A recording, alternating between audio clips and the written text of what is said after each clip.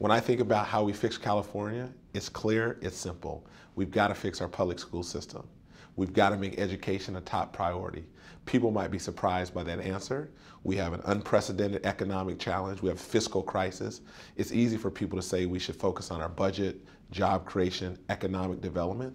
While all those are very fundamental and worthwhile causes, I do not think in the long run we can solve those issues unless we deal with the problems in our schools. Because if we don't have a well-educated, highly skilled workforce, we will not be able to attract businesses to the state. We don't have highly skilled and educated workforce, we won't be able to be competitive nationally and internationally. If we're not the leader in driving growth and innovation, we will not be able to compete at the level that we want. So to me, it is critically important that we improve our schools. When you think about America right now, we are following further and further behind in the global marketplace because of our schools. That is the answer for California. So how do we fix our public schools? Number one, accountability. We have to have a stronger accountability system.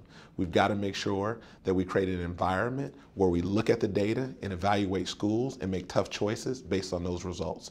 We can't be afraid to make tough choices like closing down schools that aren't performing. Secondly, you have to have highly effective teachers in the classroom.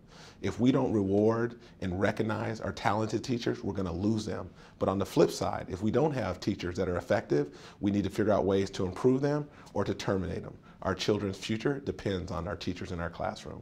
And lastly, I'm a huge proponent of competition and choice. We've got to create an environment where kids and families in every neighborhood have a choice to send their kids to high-performing schools.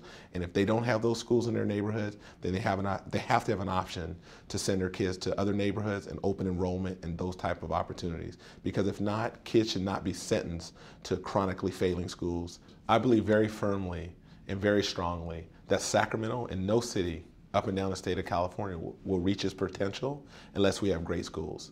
You'll have a great city only if you have great schools. So as a mayor, we have to be involved. Even though it may not be in some of our job descriptions, it should be. We've got to play a role to make sure and ensure that our children and our families, especially in our least and our most underserved neighborhoods, are having access to really high quality schools.